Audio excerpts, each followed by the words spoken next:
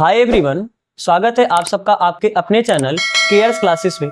आज के इस लेक्चर में हम सब देखेंगे क्लास 10th का मैथ। इसके पहले वाले एक्सरसाइज में हम सब प्रश्नावली 8.1 पूरा कंप्लीट कर चुके हैं। तो आज के इस लेक्चर में हम सब स्टार्ट करेंगे प्रश्नावली 8.2। क्या है आपका प्रश्नावली 8.2? प्रश्नावली 8.1 में आपने क्या पढ़ा है? न्यून कोणों के त्रिकोणमितीय अनुपात। तो न्यून कोण होता कितना है? 0 अंश से ज्यादा या 0 अंश से लेके पूरा 90 अंश से कम के जितने भी कोण होते हैं आप उसे न्यून कोण बोल सकते हो। अरे 0 से ज्यादा और 90 से कम अंश के कोण को ही तो न्यून कोण बोलते हो। तो आज हम यहाँ पर कुछ कोण लेंगे, जैसे 0 अंश के कोण पर वो अनुपात का बात करेंगे। अभी आप किसी कोण पर बात नहीं की हो, कुछ भी, केवल आप साइन ए, कास ए, साइन सी, कास सी, टेन सी, केवल आप कोण को ए बी सी ऐसा बोल देते थे। बस हमें ये मालूम होता था कि यहाँ पर जो ए बी सी है, ये जो कोण है वो आपका क्या है? न्यून कोण है। न्यून कोण यानी 90 से कम कोण है। तो आज हम कुछ कोण को लेंगे, जैसे हम 0 अंश पे बात करेंगे। जैसे आप साइन ए का बात करते हो ना, फिर आप कास ए का बात करते हो, तो ए की जगह हम कितना रखेंगे? 0 अंश रखेंगे। और फिर 30 अंश भी रख के बात करेंगे, 45 अंश रख के बात करेंगे, 60 अंश से रख के बात करेंगे और 90 अंश से बात करेंगे। तो इन कोणों के लिए हम sine, cos, tan, sec, cosec, cot इन सब का बात करेंगे। यानी कुछ विशिष्ट कोणों पे त्रिकोणमितीय अनुपात का बात करेंगे। अभी जो हम सब न्यून कोणों के लिए त्रिकोणमितीय अनुपात का बात करते थे, अब वो कुछ विशिष्ट, तो अब आप हेडिंग डालना, कुछ विशिष्ट कोणों के लिए, कुछ विशिष्ट कोणों के लिए त्रिकोणमितीय अनुपात, त्रिकोणमितीय अनुपात। हम इसे समझने के लिए पहले एक एंगल लेते हैं आपका 45 अंश। कैसे? जैसे मान लो कि यह आपका एक त्रिभुज है जिसमें ये एंगल कितना है? 45 अंश। आपको पता है क्या यह एंगल समकोण है? समकोण यानी 90 अंश है। तो मान लेते हैं कि इस त्रिभुज का हम नाम दे देते हैं ए बी सी।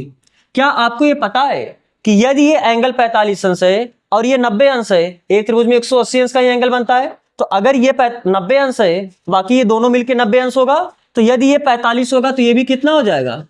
45 अंश होगा कि नहीं होगा? क्योंकि एक त्रिभुज में कुल मिलके कितने अंश का कोण बनता है? 180 अंश का ही कोण बनता है। बात समझ आ रहा है? चलो मान लो कि, अब बताओ, क्या आपको यह भी मालूम है कि यदि त्रिभुज में दो कोण बराबर है, उनकी सम्मुख भुजा भी बराबर होती है? आपको ये पता है कि नहीं पता है? अगर किसी त्रिभुज में दो कोण बराबर होते हैं तो उनकी सम्मुख भुजा भी बराबर होती है। तो क्या यहाँ पर दो कोण बराबर हुआ? बोलो, यहाँ पर दो कोण बराबर हुआ तो इनकी जो सम्मुख भुजाएं होंगी ये भी बराबर होंगी। तो यानी इसके सामने का भुजा ये और इस कोण के सामने का भुजा ये दोनों भी बराबर होगा कि नहीं बराबर होगा? मान लेते हैं यह भुजा आपका क्या है? ए। तो क्या ये भी ए होगा कि नहीं होगा? पाइथागोरस का प्रमेय जानते हो? पाइथागोरस के प्रमेय से क्या आप ये कर्ण निकाल सकते हो? नहीं निकाल सकते हो? कैसे? पाइथागोरस प्रमेय क्या बोलता है? लंब का स्क्वायर यानी ए बी का स्क्वायर प्लस आधार का स्क्वायर यानी बी सी का स्क्वायर, ये बराबर होता है कर्ण का स्क्वायर यानी ए सी का स्क्वायर। बात समझ आ रहा है ना? बताओ ए बी का वैल्यू कितना है? अरे इस भुजा का नाम, ये जो भुजा की लंबाई है इसे मैंने ए बोला है। तो ए बी की जगह आप ए लिखोगे कि नहीं लिखोगे? ए का स्क्वायर। और बी सी की जगह कितना होगा? ए। तो ये भी कितना हो जाएगा? ए का स्क्वायर बराबर ए सी का स्क्वायर। तो आपको यही ए सी चाहिए। तो ए का स्क्वायर ए स्क्वायर होगा, ए स्क्वायर ये भी होगा, ये कितना आया? ए सी स्क्वायर। तो ए स्क्वायर और ए स्क्वायर मिलकर कितना हो जाएगा? 2a स्क्वायर बराबर कितना हुआ? ए सी स्क्वायर। तो आपको तो चाहिए ए सी, तो यह स्क्वायर इधर आके क्या अंडर रूट हो सकता है? बिल्कुल।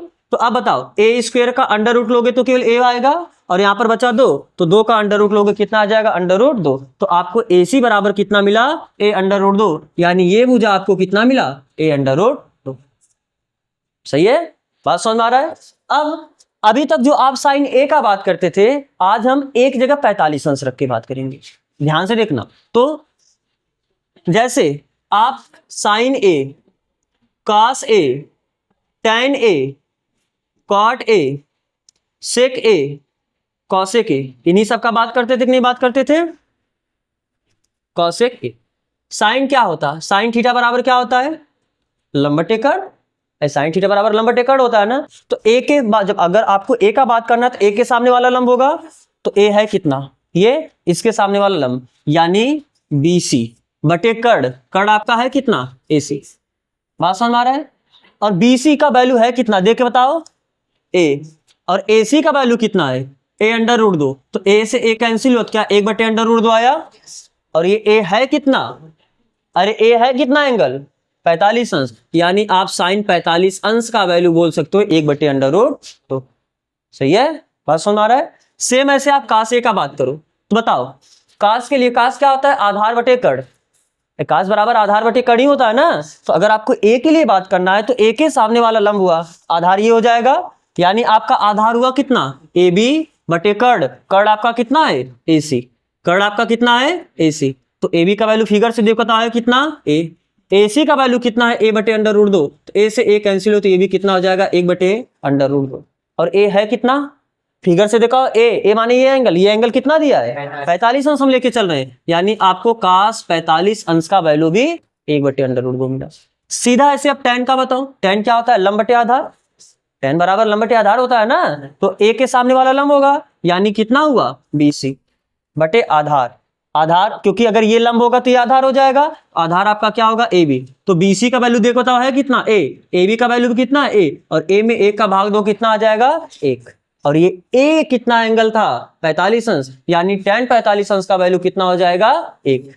बात समझ में आ रहा है ना। तो आपको देखो क्या इन कोडों पे आपको कुछ वैल्यूज मिल रहे हैं कि नहीं मिल रहे हैं, तो ऐसे आप यहाँ पर 0 अंश के लिए भी निकाल सकते हो, ऐसे आप 30 अंश के लिए भी निकाल सकते हो, उसके लिए बस तरीका अलग अलग थोड़ा होगा। तो क्या आप ऐसे 0 अंश 30 अंश 45 अंश 60 अंश 90 अंश इन 5 कोडों के लिए हम अपनी जानकारी को आगे लेके चलेंगे। यानी ये जो 6 त्रिकोणमितीय अनुपात जानते हो ये किसके लिए जानते हो, जो कोड आप लेके चलते हो वो कोड हम इन 5 कोड पे बात करेंगे 0 अंश के लिए, यानी sign 0 cos 0 tan 0 cot 0 sec 0 cosec 0 अंश।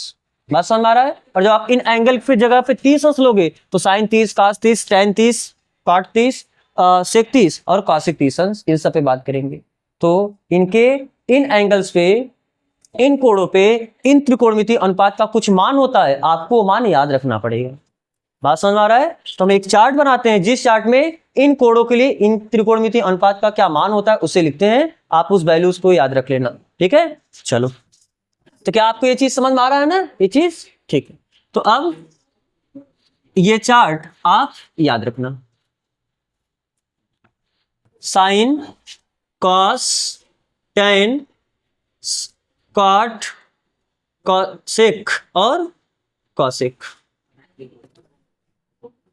थीटा ना, लिख लो किस किस वैल्यूज पे आपको चाहिए। थीटा बराबर हम इधर लिख रहे हैं, जब थीटा बराबर कितना हो 0 अंश हो, फिर 30 अंश हो, फिर 45 अंश हो, और फिर 60 अंश हो, और फिर 90 अंश।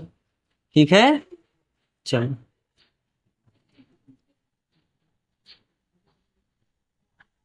याद रखना साइन 0 अंश का वैल्यू कितना होता है, साइन 30 अंश का वैल्यू कितना होता है 1 बटे, और 45 अंश का भी आपने निकाला था कितना आया था 1 बटे अंडर रूट 2, तो कितना होता है ये 1 बटे अंडर रूट। 60 अंश का वैल्यू कितना होता है अंडर रूट 3 बटे 2। 90 अंश वैल्यू कितना होता है 1, याद रखोगे।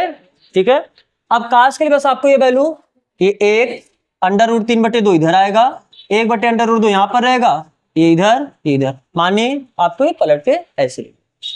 बात समझ में आ रहा है। चलो अब tan थीटा आपको याद भी रख सकते हो, और tan थीटा होता क्या है साइन बटे कास। आपको ये फार्मूला भूल गए क्या, अरे tan थीटा बराबर आपको बताया गया था ना साइन थीटा बटे कास थीटा। तो अगर आपको tan 0 चाहिए तो साइन 0 पे कास 0 का भाग दोगे, तो साइन 0 का वैल्यू कितना होता है 0, और कास 0 का वैल्यू कितना होता है 0 में आप किसी भी नंबर का भाग दो 0 ही आता है, 0 में आप किसी भी नंबर का भाग दो कितना आता है, तो ये वैल्यू कितना आ गया, यानी tan 0 का वैल्यू भी कितना हुआ। ठीक है, अगर आपको tan 30 अंश का मान चाहिए तो tan 30 अंश का मान कैसे निकालोगे, tan 30 अंश का मान निकालने के लिए sin 30 अंश में आप भाग दोगे कितने का cos 30 अंश का। अरे साइन बटे cos tan होता है ना, तो sin 30 में cos 30 का भाग दोगे तो tan 30 होगा। तो sin 30 का मान होता कितना है, सॉरी 1 बटे 2, कितना होता है 1 बटे 2, और cos 30 का वैल्यू कितना होता है अंडर रूट 3 बटे 2, तो 2 से 2 कैंसिल हुआ, बचा कितना 1 बटे अंडर रूट 3, तो यानी इसका वैल्यू कितना होता है 1 बटे अंडर रूट 3। ऐसे आप भाग दे दे के भी लिख सकते हो, तो हम डायरेक्ट वैल्यू, अब बताओ 45 में 45 का, क्योंकि साइन में कास का भाग दोगे tan आएगा, तो 1/√2 में 1/√2 का भाग दोगे तो पूरा कैंसिल हो जाएगा और आ कितना जाएगा, एक आ जाएगा। बात समझ आ रहा है ना। सेम आप इसमें भाग दोगे तो 2 से 2 कैंसिल हो जाएगा, बचेगा कितना, √3। और यहाँ पर 1 में 0 का भाग देना होगा, तो अगर 1 में 0 का भाग देते हो तो अपरिभाषित होता है। क्या होता है, क्योंकि किसी भी चीज में आप 0 का भाग नहीं दे सकते हो। बात समझ आ रहा है ना। तो हम इसे क्या लिखते हैं, अपरिभाषित। समझ में आ रहा है ये बात। चलो तो अब काट 0, क्योंकि अब काट का वैल्यू लिखना है, तो 0 अंश के लिए वैल्यू कितना होता है, अपरिभाषित। क्यों ऐसा, क्योंकि आपको पता है ना काट थीटा क्या होता है, 1/tan थीटा। बोलो ये चीज आपको पता है ना, काट tan का उल्टा होता है। अरे काट tan का प्रतिलोम होता है, आपको बताया गया है थ्योरी में। तो अगर आपको tan 0 का वैल्यू पता है, tan 0 का वैल्यू कितना होता है, देखा ना, tan 0 का वैल्यू कितना होता है, 0। तो अगर tan 0 यहाँ पर आप वैल्यू 0 रख दोगे तो 1/0, तो 0 का भाग देते हो तो अपरिभाषित ही होता है। तो यानी यहाँ पर यह आपका भी क्या हो जाएगा, अपरिभाषित। इन tan 0 का वैल्यू क्या होता है, अपरिभाषित। बात समझ में आ रहा है ना। अब काट 30 अंश का मान निकालना है, तो काट 30 अंश, क्योंकि काट होता क्या है, tan का उल्टा। तो अगर ये 1/√3 है तो ये √3/1 हो जाएगा, और बटे 1 करने से कोई फर्क पड़ेगा नहीं। बात समझ में आ रहा है। अब 1 का उल्टा करोगे तो 1 ही आएगा। अब √3 का उल्टा करोगे तो देखो √3 का मतलब √3/1 है, तो आप इसे पलटोगे क्या, 1/√3 हो जाएगा। बोलो। और अपरिभाषित मतलब 1/∞ का भाग दोगे तो कितना आता है, 0। तो ये वैल्यू कितना होता है, 0। बात समझ में आ रहा है ना। और दूसरे तरीके से भी आप इसे सोच सकते हो, क्या काट थीटा होता क्या है, आपको पता था tan क्या होता है, sin/cos, और काट क्या होता है, cos/sin। अरे काट थीटा बराबर cos थीटा/sin थीटा होता नहीं होता है। तो अगर आपको 90 अंश चाहिए तो cos 90 का वैल्यू आपने देखा कितना होता है, 0, और sin 90 का वैल्यू कितना होता है, 1। तो 0 में 1 का भाग दोगे तो 0 ही आएगा, इसीलिए मैंने इसे क्या लिखा है, 0। आपको इतना सोच के नहीं याद रखना है, आप इसे डायरेक्ट याद रखो, ठीक है, आप इसे डायरेक्ट याद रखो। तो सेक थीटा क्या होता है, सेक थीटा क्या होगा, कास का उल्टा। सेक थीटा कास का उल्टा होता है ना। तो अब बताओ 1 का उल्टा करोगे तो कितना आएगा, 1 ही आएगा। √3/2 का उल्टा करोगे 2/√3 आएगा। 1/√2 का उल्टा करोगे तो √2/1 आ जाएगा। लेकिन /1 का कोई मतलब नहीं होता है, तो इसे आप क्या बोलोगे, केवल √2 बोलोगे। फिर 1/2 का उल्टा करो क्या आएगा, 2, और 0 का उल्टा करोगे क्या आ जाएगा, अपरिभाषित। ठीक है। अब यहां पर आओ, कासेक क्या होता है, साइन का उल्टा।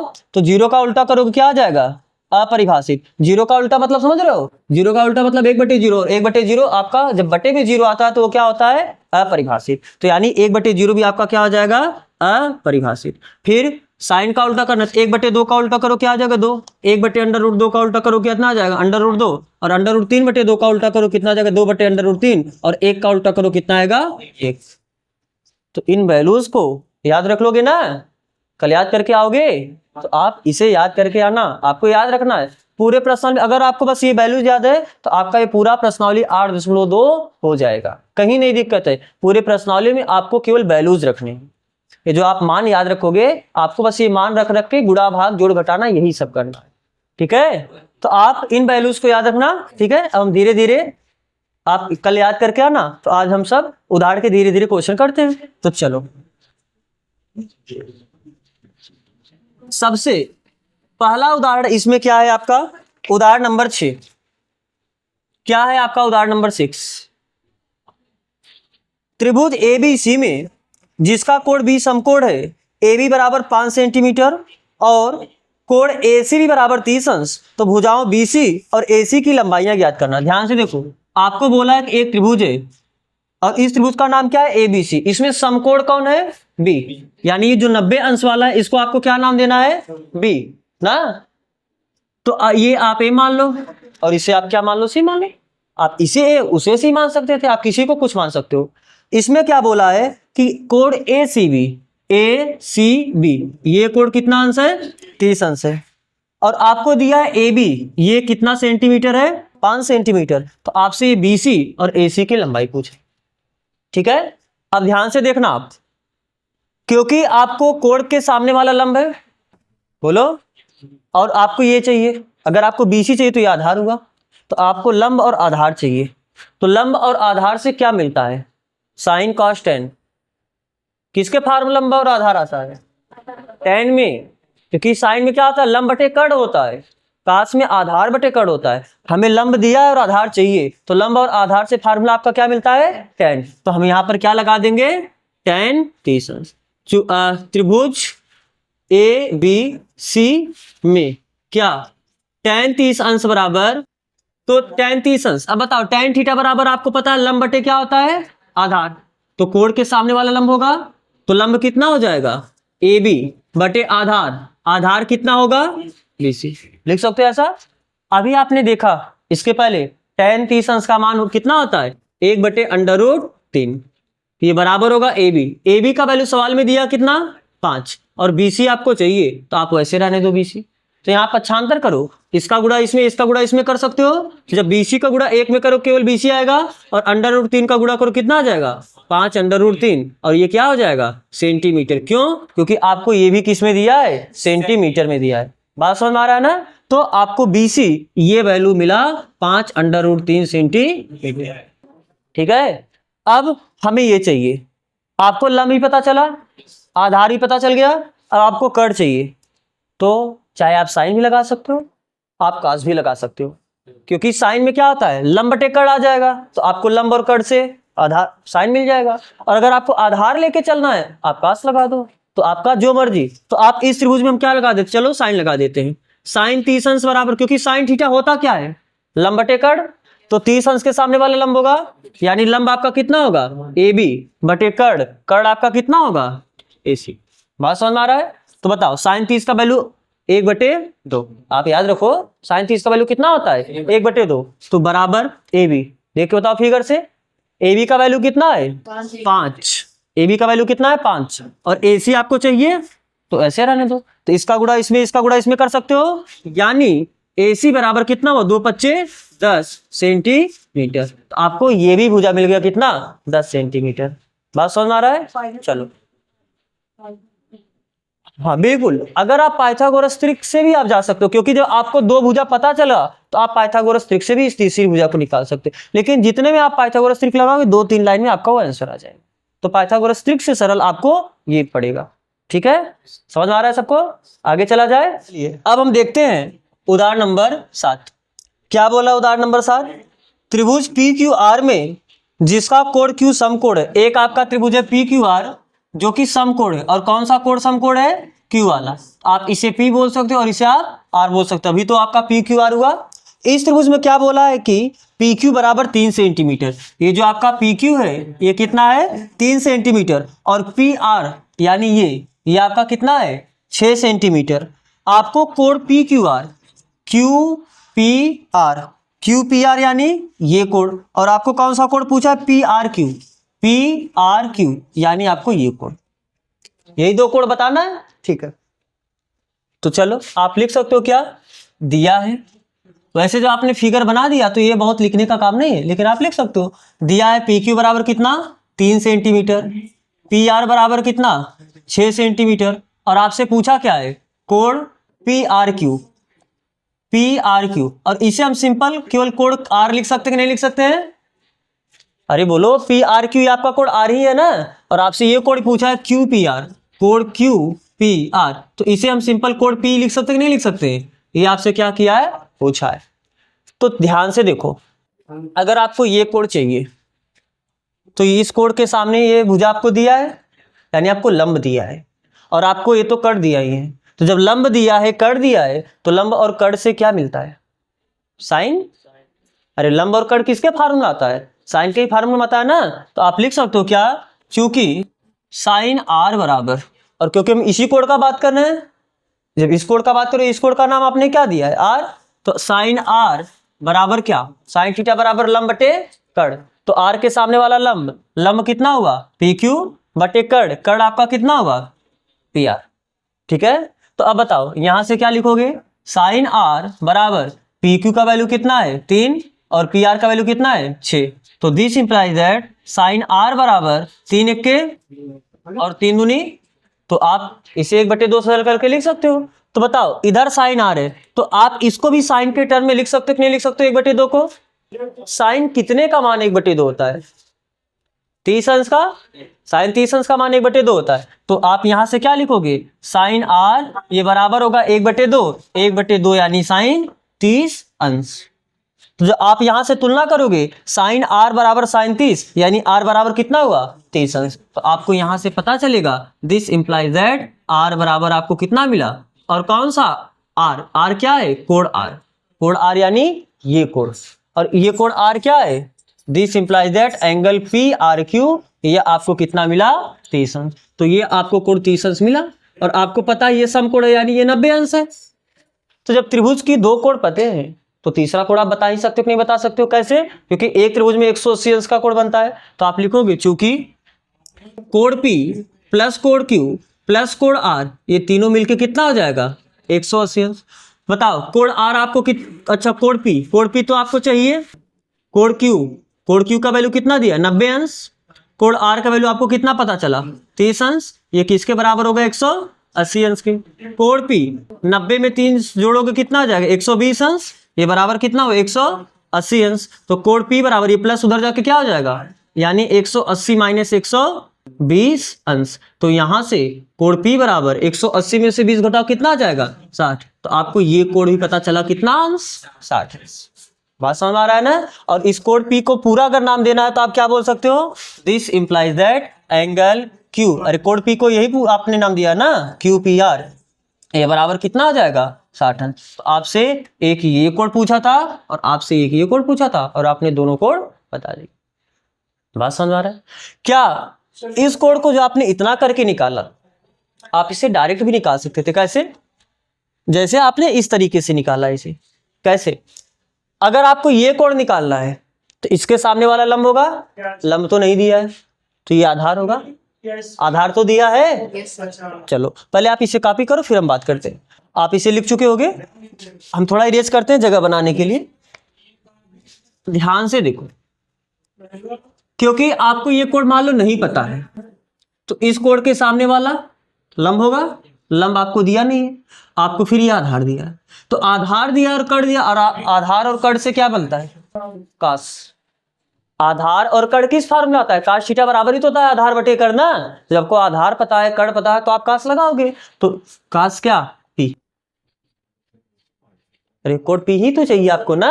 तो कास P बराबर क्या होगा, आधार, आधार यानी 3 बटे कड़ यानी 6। तो कास P बराबर क्या हुआ, 1/2। तो कास कितने का मान 1/2 होता है, 60 अंश। ख्याल रख करो। तो आप यहां से लिख सकते हो क्या, कास P बराबर 1/2, और 1/2 को लिखो कितना, कास 60 अंश। तो जब यहां से तुलना करोगे तो आपको कोण P बराबर कितना मिला। बात समझ में आ रहा है, नहीं समझ में आ रहा है। तो आप डायरेक्ट भी बता सकते थे इस तरीके से जाके, तो आप स्वतंत्र हो, आप जिस तरीके से लगाना चाहो लगा सकते हो। चलिए अगले क्वेश्चन पे चलो। अब हम चलते हैं उदाहरण नंबर 8। क्या आपका उदाहरण नंबर 8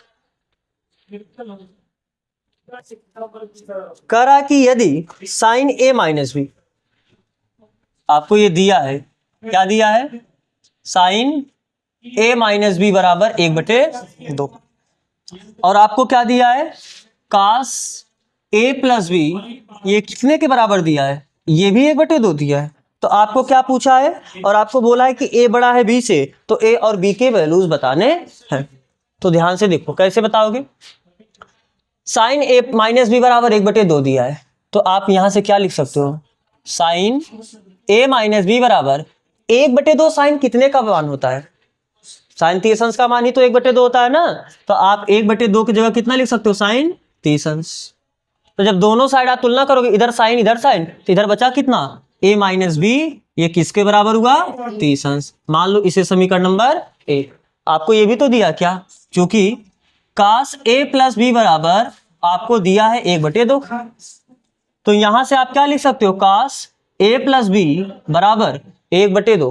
कास कितने का मान 1/2 होता है, कास 60 अंश का मान 1/2 होता है। तो आप इसे लिख सकते हो कितना, कास 60 अंश। तो इधर आपका कास A प्लस बी है और इधर आपका कास 60 है, तो यहां से आप तुलना करोगे तो A प्लस बी बराबर आपको कितना मिला, 60 अंश। तो आप यहां से लिख सकते हो क्या, A प्लस बी बराबर कितना, 60 अंश। मान लो इसे समीकरण नंबर 2। तो A और B में आपको 2 समीकरण मिला, और दोनों का पावर 1 है, रैखिक समीकरण है।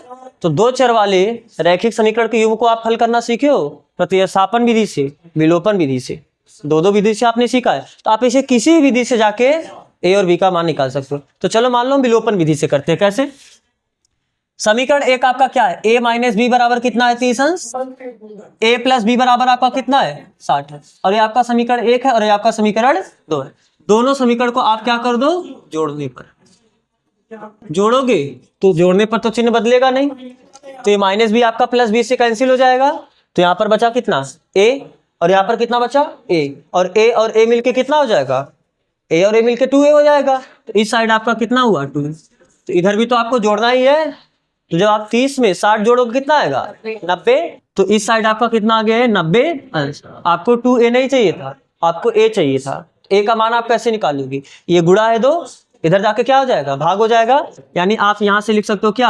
a बराबर 90 अंश बटे 2, और 90 में 2 का भाग 2 कितना आ जाएगा? 45 अंश। a का वैल्यू कितना मिला?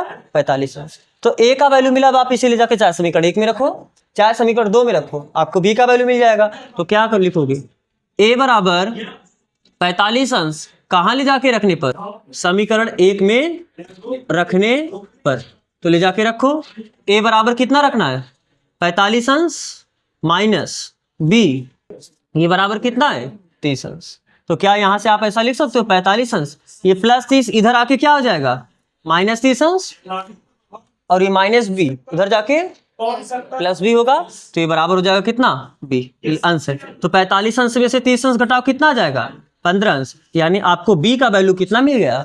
15 अंश। तो a का वैल्यू आपको यहाँ से मिला था 45 अंश, और b का वैल्यू आपको यहाँ से मिला 15 अंश। और सवाल में बोला है कि a बड़ा होना चाहिए b से, तो देख लो a का वैल्यू 45 है और b का वैल्यू 15 है, तो a बड़ा है ना? 45 15 से तो बड़ा ही है ना, तो ये आपका वैल्यू क्या है? समझ में आ रहा है सबको? किसी को दिक्कत है इस क्वेश्चन में? नहीं? तो आगे बढ़ा जाए। तो चलो फिर आज यहीं तक करते हैं। अब प्रश्नावली वाला क्वेश्चन हम सब अगली एक्सरसाइज में करते हैं। तो यहाँ तक जुड़ने के लिए आप सबका बहुत बहुत धन्यवाद।